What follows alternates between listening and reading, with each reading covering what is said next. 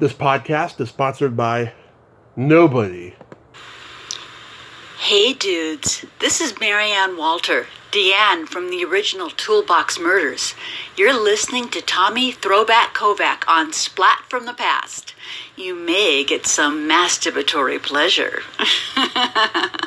Hey dudes, welcome to Splat from the Past, the only 80s themed horror and sci-fi show where things can get totally radical. Now today, I will be welcoming Terry Zarchi to the show. His father, Meir, wrote and directed the 1978 cult classic, controversial cult classic, I should say, I Spit on Your Grave, and he played the kid in the movie. And he made a documentary called Growing Up with I Spit on Your Grave. And we're going to talk about all of that stuff today. Talk about, how controversial it was, the filming process of both the movie and the documentary. And it's going to be a great talk. He seems like a great guy. We've communicated on social media.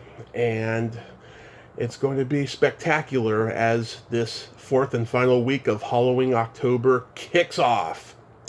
So, here is my interview with Terry Zarchi. Hey, Terry, welcome to the show, sir. How are you today?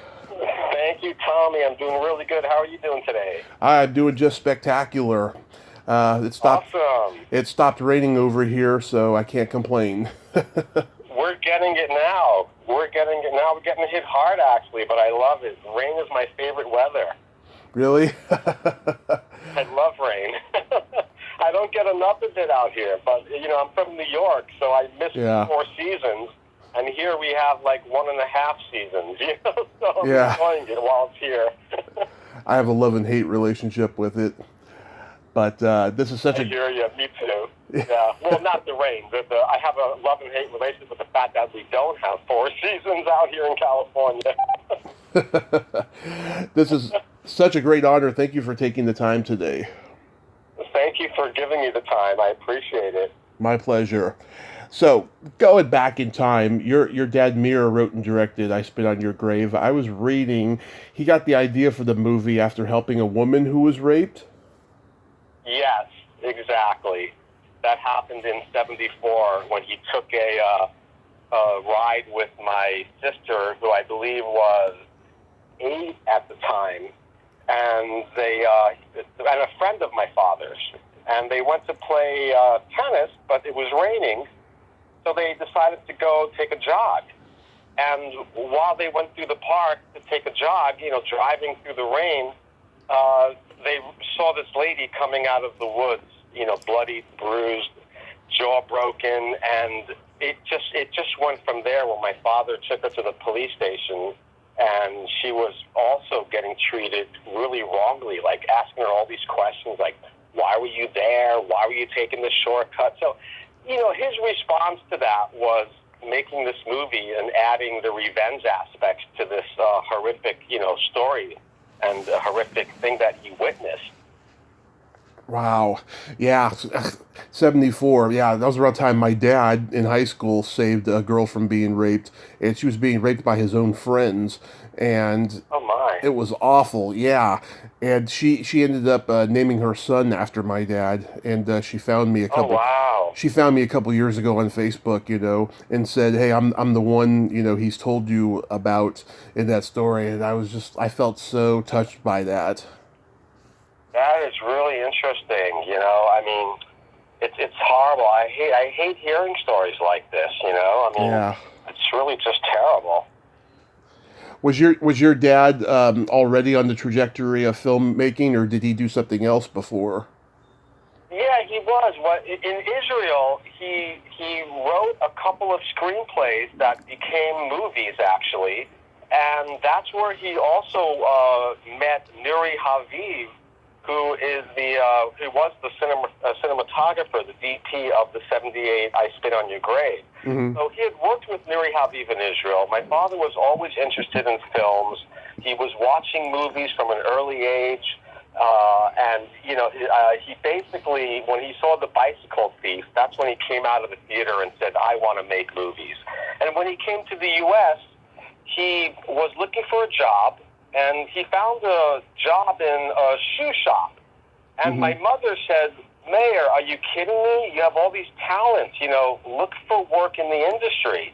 And he did. And he found a job with the United Nations, and he became the chief editor in the documentary department of the United Nations, and he made many, many documentaries, of which a couple won some very prestigious awards. So he had a background in film prior to him making I Spit on Your Grave. Wow, that's so cool. When he writes this movie, was it a hard sell? I don't think he needed to sell it because he financed it with him and some of his contacts. So I think the hard sell came during the distribution aspects of the movie. Which if you see my documentary, I go through every phase, starting the documentary out with the horrific details of my sister and my father talking about how they came across this girl. But the hard times, the hard sell was getting distribution, and then obviously now the rest is history. So he was able to get money for the movie, but just getting it to the theaters was the problem. Yes. He financed this film on his own with at the time it was an acquaintance / friend of his called Joseph Splat, a really nice guy.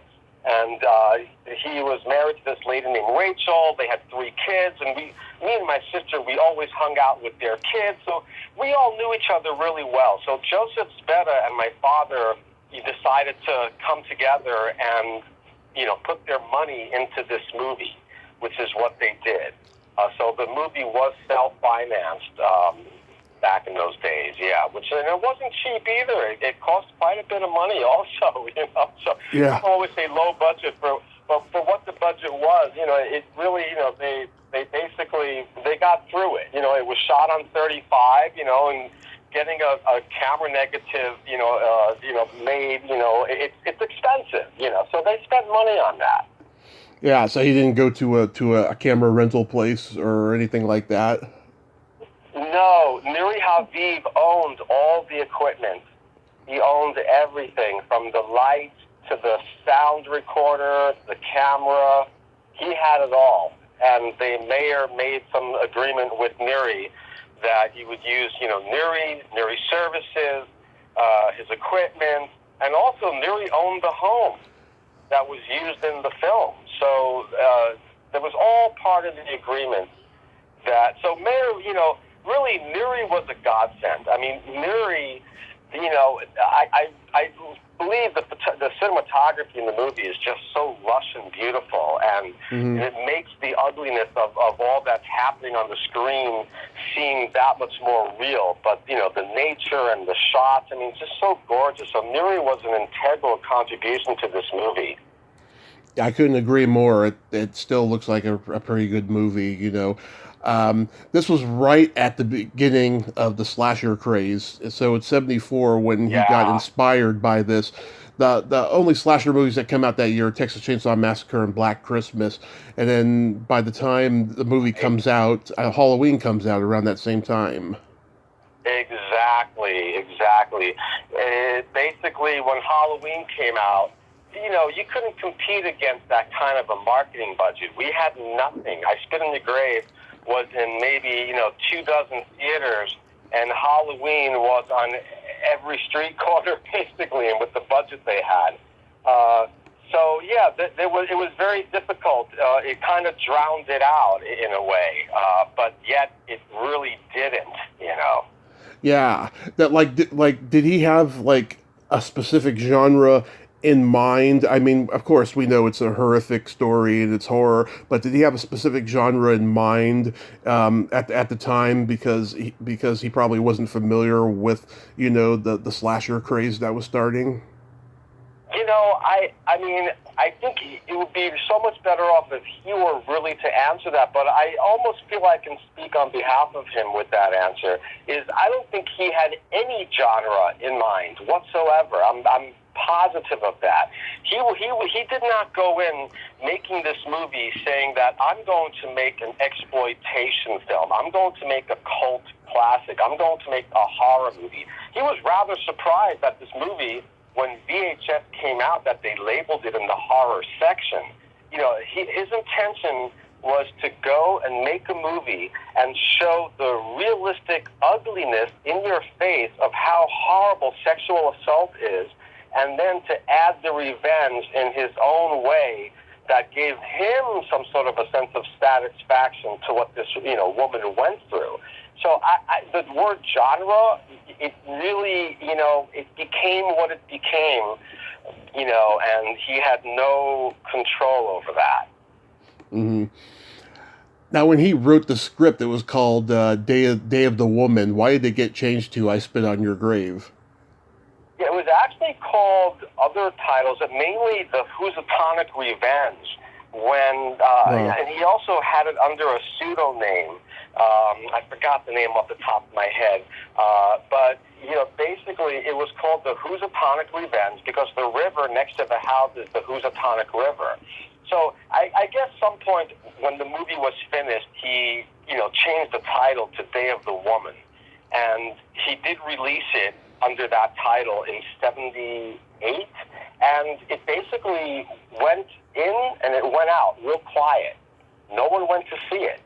And then he was struggling to find a distributor in the U.S., to really someone to pick this movie up. And then finally Jerry Gross comes along in 1980, sees the movie, and did magic to it. He changed the title, changed the poster.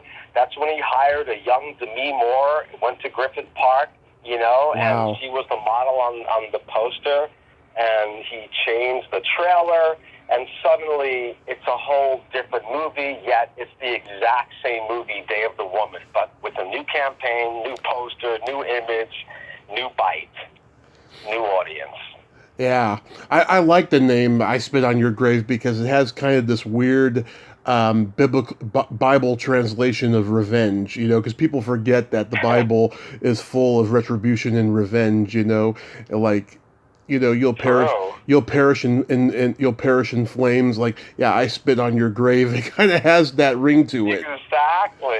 You're right. It does have a lot of biblical aspects to it. It really does. And it's a name that stands out. I'm a big fan of that name, of that title. I understand, like Meir always, on all the covers of all the releases, it always says, I spit on your grave, a.k.a. Day of the Woman.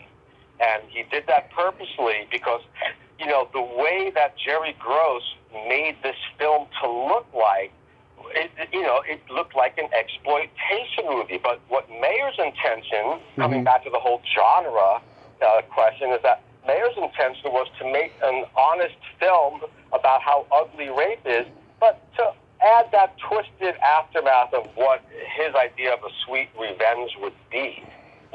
Yeah. So I Spit in the Grave. I'm a big fan of that title. If you hear it once, you remember it forever. Yeah, so many horror movies historically have that day of title. You got to come up with something original. So that's a good title. Yeah. Right. Like also like Last House on the Left. It's a 5-word title, but that is also a memorable title. Right. It's just something, a title is so crucial. I see so many movies on streaming, and I kid you not, the next morning I don't even remember the title. Even sometimes while I'm watching it, I have to pause it to remind myself what the title of this movie is. So it's really, a title is so crucial, and there's not many that stand out. But this one does, in my opinion. It really stands out. It absolutely does. So your dad was in a relationship with Camille Keaton at the time, and I'm sure this is her story to tell, but was she enthusiastic about playing Jennifer, or was she afraid she would never work again? No, the second part of your question never came up. She was very enthusiastic about it. She can show her different emotions, from being a very, like positive type of a female. In the beginning, we learn she's a writer, and then this horrible events happen to her, but then she takes control of her life. She pieces back the manuscript that the four men ripped up, and she ends up coming out for her revenge. So it really, for her, was a very dynamic role that can show different, portrayals of her, of what she can do. So, no, she wanted that role really badly. She wanted it. And I could not have imagined anybody else doing that role. And for all you know, if there was another actress, whether she was famous, or not, the movie may not have been the same. Camille sold it in a certain way that I couldn't imagine anybody else doing her role. It's such a difficult role to begin with. Not many would do it, and not many could do it. Right. I think at that time, actresses were a little bit more open-minded about doing, really horrific stuff like that, But nowadays, of course, they get, management involved, and they have all these, a laundry list of stipulations, of no nudity, Right. or I'm not going to do this or that, Sure. That happens a lot. Absolutely. How long did it take to film the movie? I think it was filmed in about 6 weeks, from what I recall. It was filmed in the summer of '76, and I remember that because I was 9 years old. I was the little boy in the movie, and right. So I think it went until like October of '76 for about 6 weeks of filming. They were probably filming 6 days a week. So it finally got filmed in '76. Yeah, exactly. So he witnessed this incident in '74, and 2 years later, he's filming it. Wow. So did your dad just say you're gonna be in the movie, and you wanted to do it?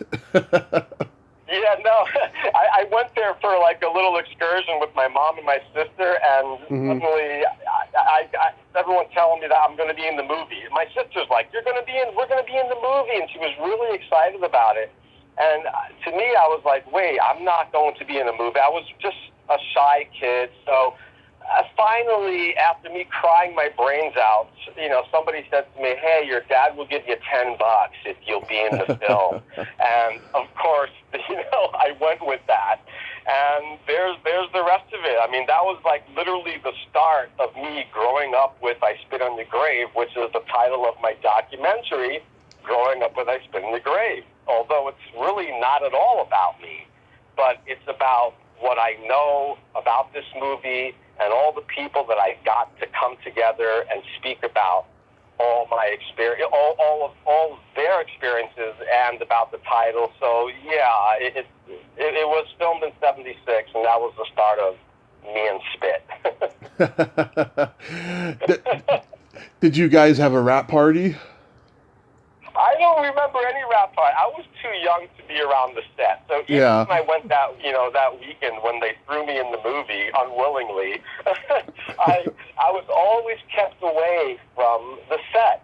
Neri has a daughter, Nancy, and so me and Nancy, I'm like a few weeks older than her. Me, Nancy, and my sister, we would like always hang out together, but we were kept far away from the set. And there were some times that from the far distance we saw, like, Camille walking naked, and we just giggled and laughed, like we couldn't believe we're seeing, like, somebody walking naked in front of our face, like for our kids, back in those days where there's literally no internet to see any of this stuff anyway. It was quite a shocker, but we were kept far away. Far away. How about, did you see a screening? I never, look, I was too young. I mean, I remember I was visiting my father a lot in the office, in Manhattan. He had an office on 43rd and Broadway or somewhere around there. I would visit, I would hang out and play with little film cores and make little buildings with film cores, and I would hear all these things going on in the next room with screaming and, cursing and just the horrific sounds. Well, obviously he was editing the movie, but I was always kept away because I was too young. I think I was 15 when I first saw the movie in its entirety, in which I have a recollection of it. And I was literally shocked and appalled at what my father had made. It disturbed me, actually. Yeah. You're like, yeah, something here is not right. It just disturbed me that, that I to see, I don't want to say that side of him, because it's not a side of him, but that's the filmmaking side of him. Mm-hmm. But, to see, I think what really disturbed me as an adult when I look back at that is the topic, the visuals, the way it was portrayed really disturbed me. But the fact that my father was responsible for making what I first witnessed at 15 in its entirety, it really shocked me. And I was really just horrified by it, to be quite honest with you. Wow. So when you make Which is okay, it's okay to have these kind of feelings about that, Right, but so when you make the documentary, growing up with "I Spit on Your Grave," were you looking for closure? No. What I was really wanting to do was share the story that I know about the history of this movie. Mm-hmm. Ever since the remake came out, that really drew to my attention how much this movie means to, the fan base or the audience or however you want to word it. This movie has been studied in schools regarding feminism and misogyny. I mean, there's been so much dialogue and talk about this movie, maybe more so than any movie in history. And so I felt compelled to tell the story that I always knew in my head, and I just was really eager to just get it out there into a 100-minute format, and I did that, and I'm really happy with it. I'm happy that people are getting to see it. Right now, you can see it on Tubi. Mm-hmm. It's on Terror on Tubi for the month of October in 2021. Nice. So all the Spit movies are there right now, by the way, the entire franchise. But for those that want to see my documentary, it's playing there right now, free with ads. Mm-hmm. How long did it take to make the documentary? I spent 5 years making it, and within that 5-year period, we did I Spit in the Grave Deja Vu, so that put a little bit of a halt on me, but then I resumed it, and somehow it all came out together. That I Spit in the Grave Deja Vu, my documentary, and the 1978, we released it all at the same time back in April of 2019. So they all came out together like one little happy, bloody family, Yeah. Basically. Yeah. Little trio, Yeah. A trio of splatter, Right. When did you actually become aware of the cult phenomenon of "I Spit on Your Grave"?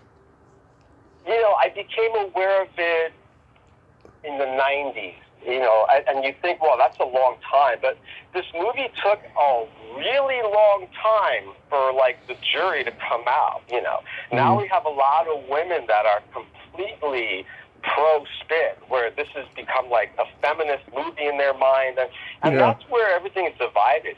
Many people think this movie is misogynistic and it exploits violence and everything. And then other people think it's pro-feminist, and so that's where the conversation always continues. And everybody can have a different outtake, a different look on what they believe this movie is. Right. Did it ever play on HBO? I don't think it played on HBO. So recently they played the remake and the 2013 and 2015 back to back on El Rey, uncut, which I was actually shocked. But I don't think it played on HBO. I know Spit in the Grave 78 was on Netflix a few years back. But now, like I said, they're all playing on Tubi. And the beautiful thing about the 78 on Tubi, is that's the restored version by Ronin Films, Ronin Flicks. Mm-hmm. And they did a beautiful, beautiful restoration of my father's actual camera negative that was stored away in this laboratory in Burbank for decades. And we took it out of the lab. They put their hands on it for about a month, and we got the negative back. And the final results were, in my opinion, mind-blowing. The way the movie looks, it looks like it was just filmed last week. It's so pretty and clean, and I've never seen it look this good. So Ronin Flicks, an amazing job these guys did, and we got the 4K UHD 78 set coming out October 26th, which is just around the corner, a couple of days from now. Tomorrow. And, tomorrow, right? Yeah. Right. Yeah.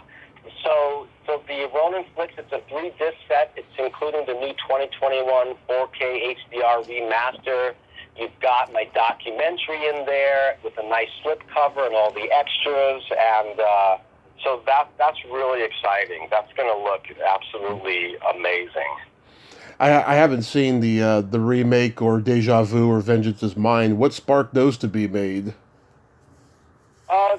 I Spinning the Grave Deja Vu is the continuation of my father's original. So basically, Camille Keaton reprises her role, and it's where the relatives of the men that she killed are seeking revenge on Jennifer Hills. Mm-hmm. Now Jennifer has a beautiful daughter. She's a successful model named Christy, and the relatives kidnap the two of them, take them back to the town, and then all hell breaks loose. Yeah. So that's Deja Vu. My father's been wanting to make that for a long time. I produced the film along with Jan O'Connell, and I also edited the movie. And and that's out also now by Ronin Flicks, and those are available either in a collector's edition or on single boxes, which just got released about a week or so ago. Yeah, Holgie Forrester told me she enjoyed being part of Deja Vu.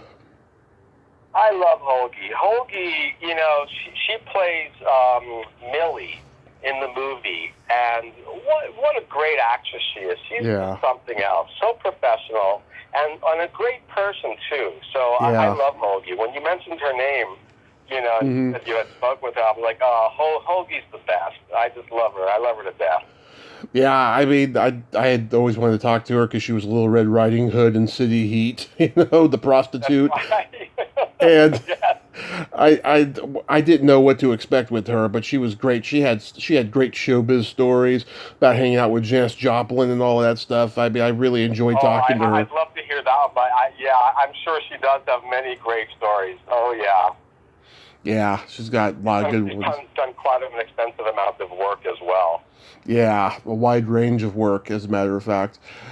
Yeah, I think there needs to be more horror films where the victim overpowers the attacker, and we live in such a victim society now. I mean, everybody wants everybody to be a victim now and not, overpower, because there are people out there who have, there's people out there. I know women personally who have been, have had attempted rapes on them, and they kick the attacker's ass, and I think we need more of that in film. Exactly. And what we really need less of is these, men that are doing these horrific acts. I mean, that's what, I think we need to bring more attention to the subject. And it's a very difficult subject. A lot of people, they don't want to talk about rape. They don't want to talk about sexual assault, but it's easier to talk about someone who has cancer or even someone who got murdered, but to talk about rape, it's a very sensitive subject, but it happens a lot, and it's just an awful, horrible thing that just, for God Almighty's sake, it needs to stop. It does, Yeah. I just get angry when I see these feminists standing on soapboxes like they're angry mothers at a PTA meeting, saying that these guys need to be disciplined. No, they need to be in jail or put in their graves, because you can't change a sociopath. You can't change these guys You know? Yeah, exactly. It's really, really crazy. Horrible. There, It's crazy. there was a scene that was cut from Weird Science, and I've seen it in the TV version over the years, where after the credits, Gary and Wyatt are watching Frankenstein 1931, and Gary says, "This isn't scary. I Spit on Your Grave is more scarier than this." Oh, that's great. I never knew about that. Yeah, I think it's on YouTube. They got like all the deleted scenes from Weird Science on YouTube. Oh, that is so funny. Yeah. Yeah, that's hilarious. Wow.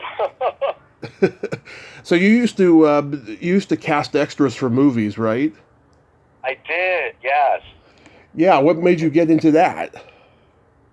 When I moved out here, I was 23. I moved from New York, came out to Los Angeles, and I found a job with Sally Pearl, this older lady with an attitude, great attitude.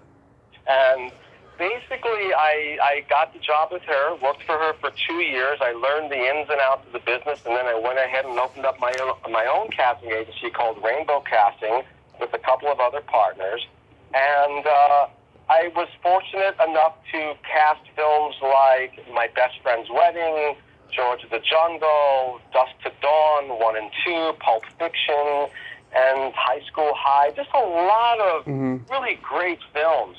And I think my favorite memories, I would visit the set, you know, that was my excuse, was to say hi to all my background artists, you know, so I would visit so many sets. I've been on really a ridiculous amount of sets, watching directors work and doing my thing. And so I once went to visit Pulp Fiction. We had the Slim Rabbit scene where we had like 250 extras. Jack Rabbit Slims. 5 days.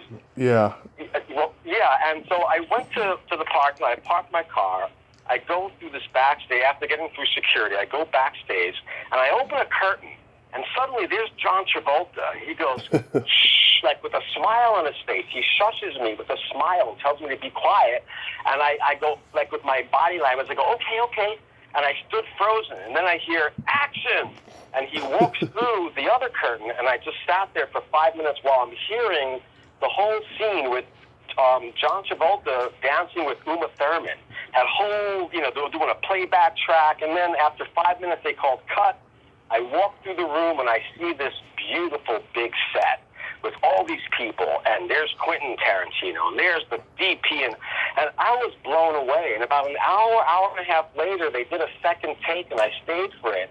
And I remember telling myself, my God, this is magic. This, whatever I am sitting and whatever I'm witnessing right now, this is freaking magic. And sure enough, you know, Pulp Fiction is one of the, in my opinion, one of the better films in cinema history, you know. Oh, it still is. It's just, it's funny to say it's a movie touched by God in some ways. Yeah, it's really something. I mean, on every frame, every character, everything about Pulp Fiction. So I was so honored and thrilled to be a part of that, and to have been in that little moment with John Travolta shushing me up with a smile on his face. You know? Yeah. What a beautiful moment. And I remember also going to the screening after Quentin had won the Palme d'Or, and me and my partner Jeff Olin, we went to a screening, and I remember waiting in line to get in. We finally get to the front of the line, and Jeff, you know, introduces me to Quentin because Jeff had primarily worked on that film, and of course I would go visit it. But Jeff introduced me to Quentin, and he said, "Oh, Quentin, this is Terry Zarchi. His father is the director of I Spit on Your Grave." Yeah. Quentin went mini ballistic. He's like, "Oh my God, I love that fucking movie. That's the best fucking movie. Oh my God, the best female revenge film." He went crazy. You know? So that also made me realize that, wow, what the hell did my father make here? I mean, here's this guy talking about it like this. So, you know, that was another revelation to me, and that was one in the 90s as well, you know. Yeah, I heard a similar story from Rex Sykes from Massacre at Central High. He was the, you know, kid who went crazy in that movie, and you know he's met Tarantino the same way, and he's actually done a screening at the New Beverly for that movie. Oh, sweet, love it. Yeah. Has there been a screening of I Spit on Your Grave at the New Beverly? funny enough. That's a good idea. Something to think about. Yeah. That can happen. That would be fun, actually. Yeah, that's cool though. You got to do cast extras on his movies. I also see you did Jason Goes to Hell: The Final Friday. Yes. I ended up getting my niece, Brooke Scher. I got her the baby Stephanie role. They were looking for a baby that was about 6 months, 9 months old, that didn't cry. And I knew she was like a very happy little baby, so I sent her out to meet the producers, and they hired her, and she worked quite a bit, like maybe 19, 20 days on that as baby Stephanie. So in my documentary, I actually say there's a bloodline relationship between Jason Goes to Hell and I Spit on Your Grave, Yeah. Adam Marcus, I've talked to him, great guy. Oh, great guy, really great guy, yes. Yeah, I also see George of the Jungle. My dad took me to see that in the theater. Oh, sweet, yeah, that was a lot of fun, I mean, I had worked on so many movies, but, my High School High? Was, High School High was a big one. There were so many background on that, it was a lot of fun. I really enjoyed it, but eventually I got a little bit burnt out from it, and that's when I said, okay, it's time for me to flap my wings out of here and just move on, But Yeah. I really enjoyed my days with Extras Casting. It was a lot of fun. A lot of great memories, and it was a lot of me going on sets, and I really enjoy just watching filmmakers at work, Right. From everybody, from the PAs to the DP to the actors. It's just nice to be able to have, witnessed this in that sort of a sense where I'm just really visiting my background, but really there also to watch and learn, Right. So do you have any upcoming projects? I'm working on some other things, including, getting some more spit out there into the world, but I have a movie that I directed back in 1998 called Holy Hollywood that's going to be coming out on streaming pretty soon. So I'll make an announcement with that as soon as I get a platform. So that's going to come out pretty soon. I'm excited about that. My father actually executive produced the film, and I directed along with my partner who produced it, Jeff Owen, who at the time owned the Extras Casting Agency with me, and Camille Keaton has a little role in the film as well. So there's some little spit value in Holy Hollywood. So do look out for that one. So it's not a sequel. It's just it's kind of like it, but it's not actually a sequel. No, actually, Holy Hollywood is a standalone film based on my life and my partner's life while working working and owning this Extras Casting Agency. So we made a movie about Extras Casting, the life behind it, and it's really about two guys that come together, open up an agency, only to realize that some people will kill to make it in Hollywood. And we've got Quentin Tarantino's father in that movie, Tony Tarantino, and many other characters. And yeah, it's going to be an enjoyable one, and I'm really excited to get it out. Back in the days, it was really difficult getting a distributor. Yeah. So the movie ended up going in a closet. So now, with self-distribution at our fingertips, it's going to come out into the world. And I'm looking forward to giving that film the audience that I believe it deserves. It seems like today, though, the worldwide distribution is a lot harder than it's ever been. Well, you know what it is? People can grab a movie from wherever they are in the world, from wherever it is on the internet, So if a movie comes out in America, you can get people from anywhere over the world just ordering, a disc if they have the right player for their region. And so it's a whole distribution has taken on a whole new game. It's changing all the time, but it's not like it used to be when I was growing up.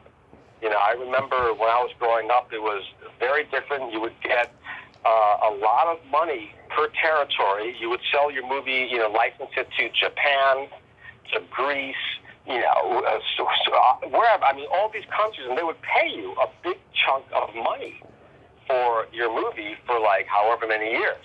Now they're still doing that, but it's different. It's so so different where it's changed big time. You have to be creative and find new ways. And, so the distribution game it's a tricky one. It's a tricky one. I know. In those days, of the original I Spit in Your Grave, low-budget films in general, exploitation films, they were being distributed in the same theaters as porn films. That's true. You're right about that. Yeah, that was crazy. I don't know. It didn't really belong. I don't know what. Maybe it was just hard for the people that were distributing these independent films. Maybe it was just hard to get theaters, and they were maybe getting better deals, but by forewalling it with some X-rated films like that, it's possible. But that was tacky, in my opinion. Yeah. Kind of tacky, I don't think a revenge or a horror movie deserves to be put next to another adult, explicit kind of film. It just, I don't know, the two don't go together, in my opinion. Yeah, I don't think they do either. I think, by the time VHS came into play, I think a lot of filmmakers were a lot happier because you could put, movies on VHS, or you could, put them in theaters or on television or any of that stuff, Now, of course, we got streaming and so many options now. And that's what saved I Spit on Your Grave. If you really think about it, the VHS market, when that came into light, many people had heard about all the awful things about I Spit on Your Grave with, Siskel and Ebert campaigning all over the place, telling people not to see this movie, and they were so powerful, they actually convinced the theater owners of United Artists and all the other chains to remove the theater from the screen, and they did. They pulled it, and they thought they buried this movie forever. But a few months later, in 1981, the video market opened up, and suddenly I Spit in the Grave was top seller, everywhere, because they made so much noise about this movie that everyone was so curious to see what were they talking about. And so they really helped, the campaign. Although the movie did very well in many other parts of the world without the help of Siskel and Ebert. So, but I'm going to give them credit out here because they really added a lot to, the noise that the film made back in the days here in America. Right, and then without the help of cable too, because like you said before, there was it wasn't on HBO, which is bizarre. I think a lot of those 70s slasher movies were on HBO. I could be wrong, but I think a lot of them weren't. I don't think this was. I think I would have known. I can almost assure you that it didn't play on HBO. But a lot of times, people, some stations stay away from content of this nature. And others, completely welcome it. I mean, look at El Rey. I mean, they played it on a public TV station, I mean, not the 78. They played the remake. But still, they're all brutal. They're all brutal and very graphic, Right. So times have changed a lot. Now what stations show, they would never have shown even 10 or, 20 years ago. Right. Well, Terry, I thank you so much for coming on today, and I hope that movie you mentioned before comes to fruition and does very well for you. Thank you so much, Tommy. It really was a pleasure speaking with you. I really appreciate your time, and I'm going to listen to some of your podcasts. I listened to a couple yesterday. I was like, hey, I love the people that you're interviewing, so thank you so much for having me. My pleasure, sir. You have yourself a great day, and please stay safe. Thank you. Same to you. Take care. Okay. Bye-bye. Okay. Bye, Tommy. Bye-bye. Well, there you have it. Terry Zarchi. Ain't he a cool dude? Wow, he is such a down-to-earth guy. I enjoyed talking to him, and he's keeping the Spit universe alive. That is so awesome. Well, until next time, this is Tommy Throwback Kovac saying, there's no shame in living in the past, because the present sucks. Later, dudes.